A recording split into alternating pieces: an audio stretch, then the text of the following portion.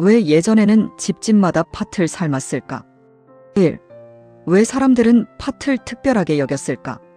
팥은 참 이상한 식재료입니다.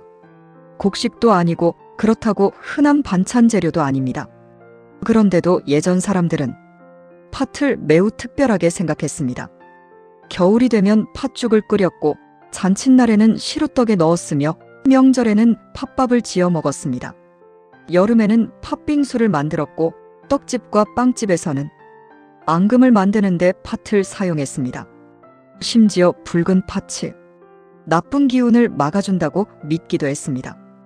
영상 마지막에는 팥의 특징을 한눈에 정리한 화면도 함께 담아두었습니다. 오늘은 작은 붉은 콩 하나가 어떻게 우리 식탁과 생활 속에 깊이 자리 잡게 되었는지 천천히 살펴보겠습니다. 팥은 어떤 식재료일까? 팥은 동북아시아가 원산지인 콩과 식물입니다. 한국과 중국, 일본에서는 아주 오래전부터 재배해 왔습니다. 우리가 흔히 보는 붉은 팥 외에도 검은색 팥, 연한 녹색 팥, 흰색 팥 등 다양한 품종이 존재합니다. 하지만 가장 널리 알려진 것은 붉은 팥입니다. 흥미로운 점은 우리가 흔히 먹는 달콤한 팥황금 때문에 팥 자체도 단맛이 강할 것이라고 생각하지만 실제 팥은 거의 달지 않습니다. 팥의 단맛은 설탕과 만나면서 만들어진 맛입니다. 즉, 우리가 좋아하는 단팥빵의 맛은 팥 자체보다 사람들이 만들어낸 맛에 더 가깝습니다. 3. 왜 예전에는 팥을 많이 먹었을까? 예전 사람들은 팥을 단순한 콩으로 보지 않았습니다. 팥은 저장이 쉬웠고 건조한 상태로 오래 보관할 수 있었으며 적은 양으로도 다양한 음식을 만들 수 있었습니다. 쌀이 부족하던 시절에는 팥밥을 지어 먹었고 겨울철에는 팥죽으로 허기를 달랬습니다. 또한 팥은 떡과도 잘 어울렸습니다. 찹쌀과 만나면 고소함과 단맛이 살아나고 보관성도 좋아졌기 때문입니다. 그래서 팥은 곡식과 반찬 사이 어딘가에 있는 매우 독특한 위치의 식재료가 되었습니다. 4. 팥이 특별해진 이유. 붉은색의 의미. 팥을 이야기할 때 빼놓을 수 없는 것이 있습니다. 바로 붉은색입니다. 예전 사람들은 붉은색이 나쁜 기운을 막아준다고 믿었습니다. 그래서 동짓날에는 팥죽을 끓여 먹었고 집안 곳곳에 팥죽을 뿌리기도 했습니다. 오늘날 기준으로 보면 과학적 근거가 있는 이야기는 아닙니다. 하지만 당시 사람들에게는 긴 겨울을 무사히 보내기 위한 생활 속 위안이자 믿음이었습니다. 이런 이유로 팥은 단순한 음식 재료를 넘어 생활 문화의 일부가 되었습니다. 5. 사람들이 찾은 팥 활용법.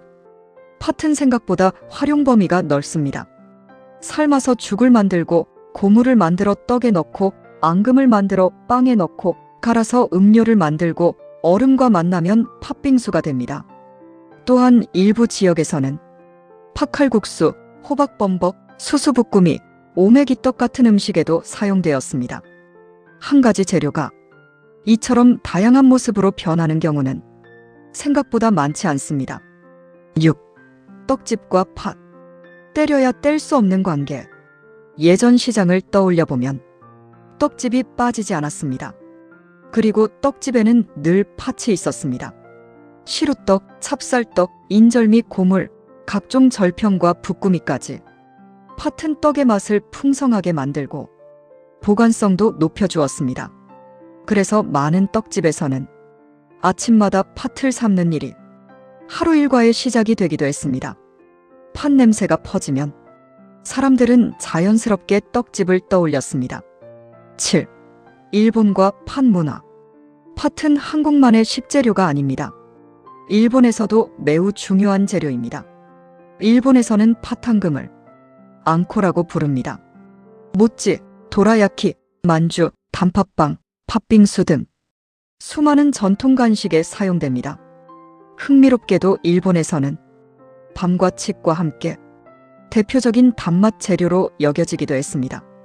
설탕이 귀하던 시절 사람들은 팥을 이용해 단맛에 대한 욕구를 채웠습니다. 8. 실제 식탁 속 팥. 팥은 계절마다 다른 모습으로 등장합니다. 겨울에는 팥죽, 여름에는 팥빙수, 명절에는 팥시루떡, 평소에는 단팥빵, 특별한 날에는 양갱, 최근에는 팥라떼, 팥 아이스크림, 팥 티라미수까지 등장하고 있습니다. 오래된 식재료지만 계속 새로운 모습으로 변하고 있는 것입니다. 9. 팥을 고르는 법. 좋은 팥은 붉은색이 선명합니다. 껍질이 지나치게 벗겨지지 않았고 깨진 알이 적습니다. 국산 팥은 알 크기가 일정하지 않은 경우가 많고 흰색 띠가 비교적 뚜렷합니다. 반대로 수입 팥은 크기가 비교적 고르고 흰색 띠가 덜 뚜렷한 경우가 많습니다. 무엇보다 중요한 것은 벌레 먹은 흔적이나 습기입니다. 팥은 영양이 풍부한 만큼 벌레도 좋아하는 식재료입니다. 10. 보관과 손질에서 주의할 점. 팥은 생각보다 단단합니다. 그래서 오래 불려야 합니다. 보통 반나절 정도 불려두면 삶기가 훨씬 쉬워집니다. 또한 팥을 삶을 때 첫물을 버리는 경우가 많습니다. 특유의 쌉싸름한 맛을 줄이고 깔끔한 맛을 내기 위해서입니다. 보관할 때는 습기를 피하는 것이 가장 중요합니다. 여름철에는 밀폐 용기에 담아 냉장 보관하는 것이 좋습니다. 11. 팥과 함께 변한 사회. 예전에는 집에서 팥을 삶는 일이 흔했습니다. 동짓날이면 팥죽을 끓이고 명절이면 시루떡을 만들었습니다. 하지만 지금은 그 풍경을 보기 쉽지 않습니다.